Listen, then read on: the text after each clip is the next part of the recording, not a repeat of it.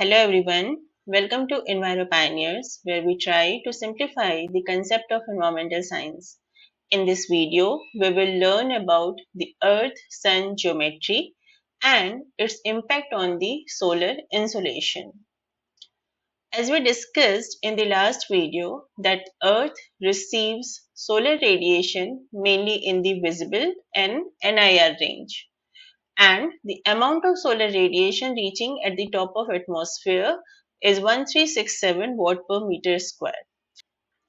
Now, Earth-Sun geometry, that is the position of Earth with respect to Sun, is very important in determining that how much amount of radiation will reach on different places on the Earth.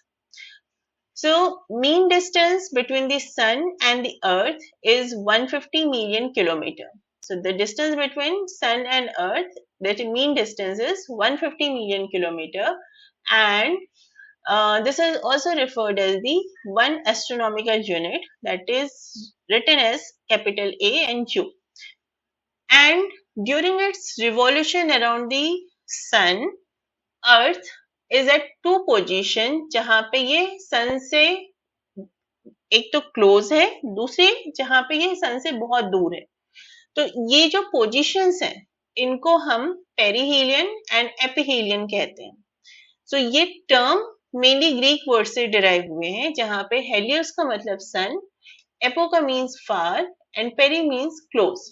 So perihelion means close to the sun, aphelion means when it is far from the sun. So, as it is mentioned here, that during its revolution around the sun, the aphelion is the point in the Earth's orbit which is farthest away from the sun, and the distance is 152 million kilometer. And this mainly happens in the early July, about 2 weeks after the June solstice. And then perihelion is the point of the Earth orbit when the Earth is nearest to the Sun, and the distance is 147 million kilometer. And this mainly happens in early January, that is 3rd January, and it is 2 weeks after the December solstice. So, on 3rd January, the Earth is near to the Sun, while on the 4th July, it is away from the Sun. So, the total amount of radiation received by the Earth on the 3rd January is slightly more than the amount received on the 4th July. But this variation, it is masked by many other factors, and इसका जो impact है हमारे Earth के weather changes पे, वो nearly negligible है. So, अर्थ पे जो वेदर चेंजेस हैं, that is mainly because of the tilt of the earth. Now, in this diagram, if we see the white dotted line, it is representing the Earth's orbit. Now, during orbit, the Earth axis, it is slightly inclined. अब ये inclination word जो हम use कर रहे हैं, that is from the vertical. Now, there is one term, ecliptic plane.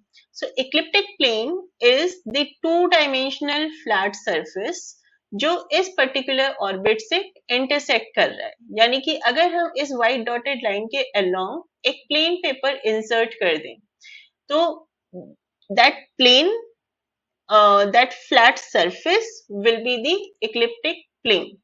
अब उस plain paper पे अगर हमने एक वर्टिकल लाइन खींची, तो that will be the vertical of this ecliptic plane. अब अर्थ की जो एक्सिस है, that is slightly tilted from the vertical, which can be more clear from this diagram. Here we are having the sun and this is representing the earth orbit. अब ये orbit पे अगर हमने एक vertical line खींची, तो इस vertical line से अर्थ का जो एक्सिस है, that is slightly tilted, and this difference is about 23.5 degree from the perpendicular. Now, Earth maintained this position during its revolution around the Sun. As we can see in this diagram, that this one is representing the earth axis.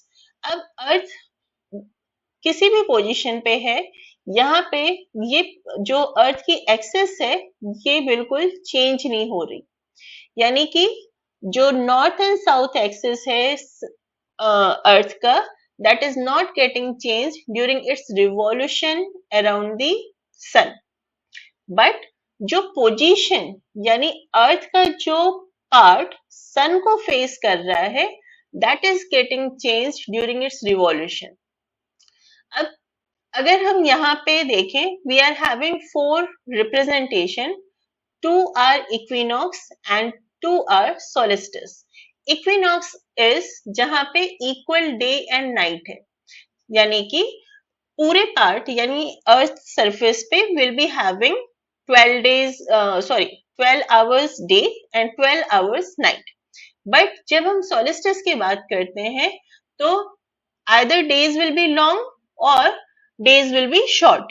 तो ये solstice word हम use करते हैं for representing कि अगर हमारा days and night जो है वो इक्वल है, या फिर जो डेज है वो लॉन्गर है या फिर शॉर्टर है।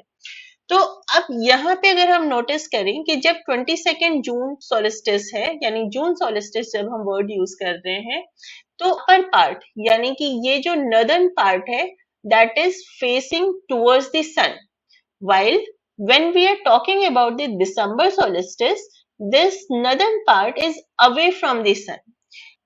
So ये जो पोजीशन है, अभी यहाँ पे लाइन लिखी हुई है कि angle of the sun axis with respect to the ecliptic plane as well as with respect to the north star in the space, ये चेंज नहीं होता। पर जो पोजीशन यानी कि अर्थ सरफेस पे जो पोजीशंस हैं with respect to the sun, that get changed. अब अगर हम इसको और क्लियरली देखें, यहाँ पे हम जून सोलिस्टिस की बात कर रहे हैं, ये दिसंबर सोलिस्टिस है। तो जून सोलिस्टिस में हमारा ये वाला portion, this is always expose to the sun. अब यहाँ पे बिकॉज ये वाला जो पोर्शन है इसमें because of the rotation, earth rotation will be having the day and night, but this particular portion it is always exposed to the sun। और यहाँ दिसंबर सोलिस्टिस में अगर हम देखें तो as it is away from the sun, ये वाला जो पोर्शन है that will be always in the dark. अब इसको हम ये और क्लियर यहाँ पे दिख रहा है that in the June solstice when we are having the northern hemisphere inclined towards the sun, we are having the continuous illumination of this particular area, while ये आपका रिप्रेजेंट कर रहा है जितना पोर्शन इल्यूमिनेट हो रहा है, यानी इधर में नाइट होगी और इस साइड में डे होगा। बट ये वाला जो पोर्शन है नॉर्दर्न हेमिस्फीयर का, this is always having the continuous solar radiation. वही ये दिसंबर सोलिस्टिस की बात है जहां पे जो नॉर्थ एक्सिस है दैट इज स्लाइटली अवे, यानी कि 23.5 degree away from the vertical, और ये पोर्शन जो है वो सन से दूर है। अब यहाँ पे जो सोलर रेडिएशन है वो इतने पोर्शन में पहुंच रहा है ना, तो इतने पोर्शन में हमेशा हमारा दिन रहेगा, और ये वाली पोर्शन जो है इसमें जो ड्यूरिंग द अर्थ रोटेशन जो भी पार्ट इधर आ रहा है वहां पे नाइट होगा। तो this line is representing the equator, this is the northern hemisphere and the southern hemisphere. So in the June solstice will be having this northern hemisphere will be having the continuous sunlight, और during the December solstice ये जो हमारा north part है यहाँ पे continuous darkness रहेगी। Now if we see in this diagram, as earth is revolving around the sun, different places on the earth are getting illuminated or are coming in direct contact with the sun। Now, if we see the aerial view of the Earth revolution orbit, जहाँ पे ये yellow part या yellow dot जो है that is representing the North Pole, and then this red line or the red circle, it is representing the Arctic Circle। अब ये yellow line जो है यहाँ पे, this is representing the equator and this arrow it is representing the rotation of earth from west to east. Now if we see the position of earth with respect to sun at different location on the orbit, जो हमारी north pole की position है that is not getting changed. Okay, लेकिन अर्थ का part जो सन को illuminate हो रहा है that is getting changed at every place. Okay, so when we are having the equinox, the circle of illumination it cuts through the polar axis and all the location on the earth it will experience 12 hours day and 12 hours night. But in June solstice, the North Pole is tilted towards the sun. और ये tilt कितना है? That is 23.5 degree. So the North Pole it is tilted towards the sun, and because of this, we'll be having the 24 hours of daylight in the Arctic Circle. And when we are having the December solstice, so in that case, it is 23.5 away from the sun, and this part is having the 24 hours of night. So what we are discussing here means ये जो part हम discuss कर रहे हैं that is for the northern hemisphere. But because the exposure in both the hemisphere is different, तो ये थोड़ा सा समराइज्ड डायग्राम है जहां पे mentioned है that in summer solstice which falls in June 21 and 22, the northern hemisphere it receives more amount of energy in comparison to the southern hemisphere, and उसकी वजह से जो northern hemisphere है this experiences the summer, while in the southern hemisphere we have the winter. While the December solstice, here we are having the less amount of radiation in the northern hemisphere, while in the southern hemisphere we have the more amount of the solar radiation. इसलिए northern hemisphere में हमारा winter होता है, while in the southern hemisphere we have the summer. Depending upon the position of the earth with respect to the sun, the amount of radiation falling at different places on the earth will vary. अभी ये दो images, these are representing the equinox position and the June solstice position. So in this diagram, the left hand values are representing the latitude, while the right hand values are representing the solar angle. Solar angle is कि sun से जो radiation आ रही है वो अर्थ के horizon पे कितना angle make कर रहे हैं.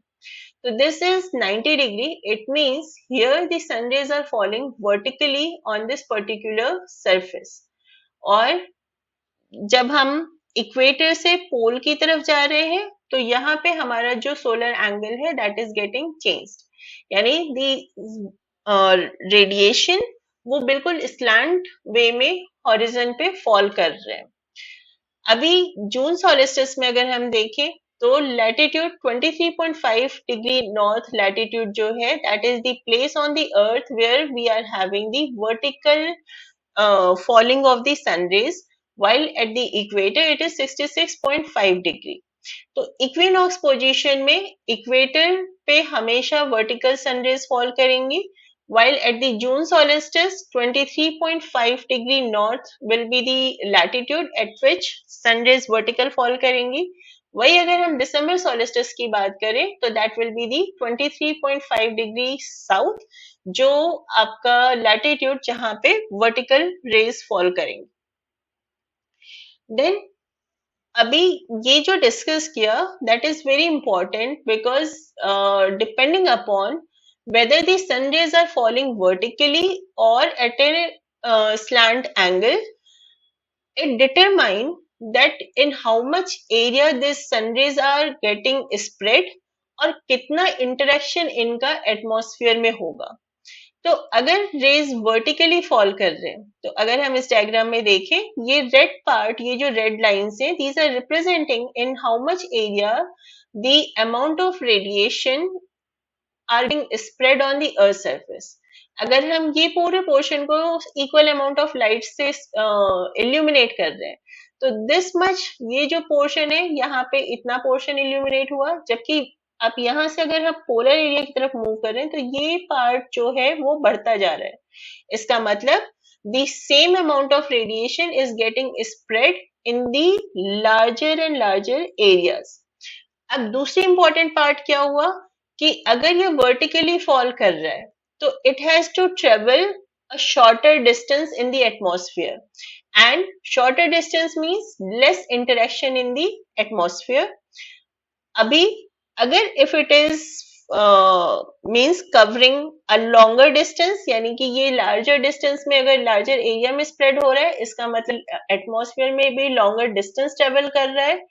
अगर ये longer distance travel कर रहा है, इसका मतलब atmosphere में इसका interaction ज्यादा, and there is possibility that some of the radiation will get absorbed in the atmosphere, some will be scattered. So amount of radiation reaching at the earth surface will be very less in comparison to those area जहाँ पे sun rays vertically fall कर रहे हैं, and it has to travel lesser distance in the atmosphere. Now this diagram we already read in the earlier video.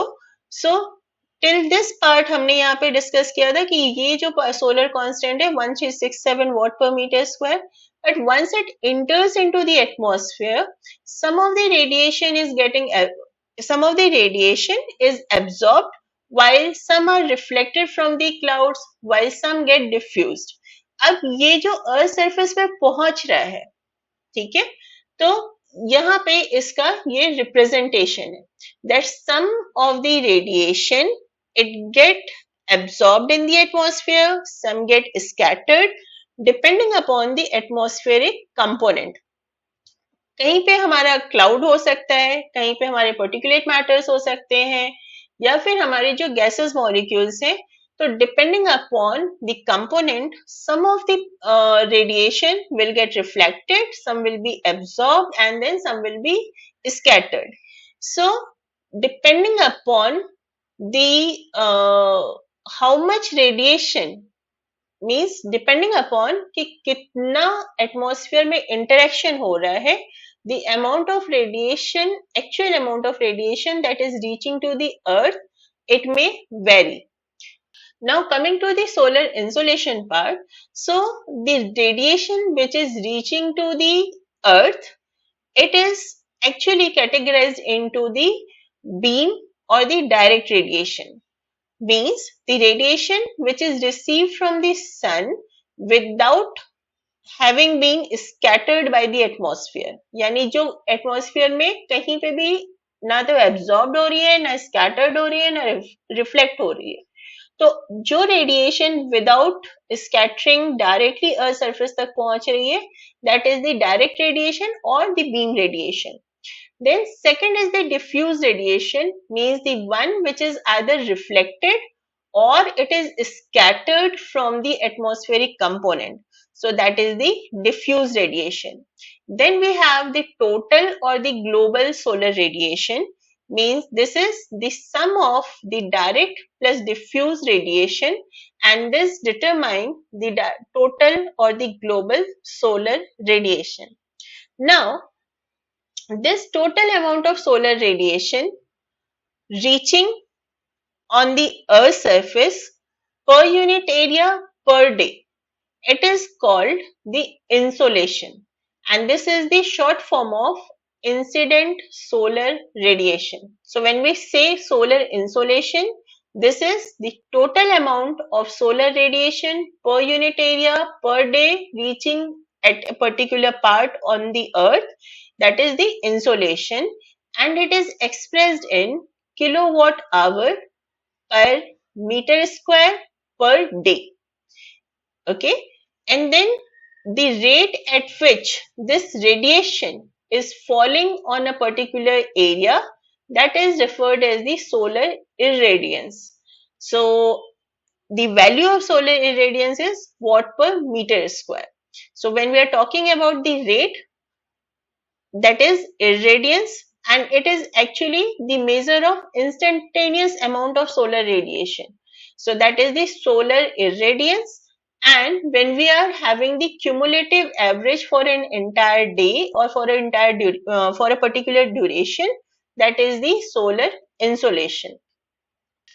The amount of solar radiation that is reaching at the different places on the Earth's surface, that may vary according to the geographic location, the time of day, season, local landscape, and the local weather.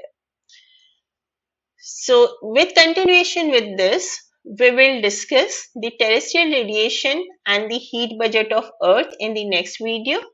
Thank you all.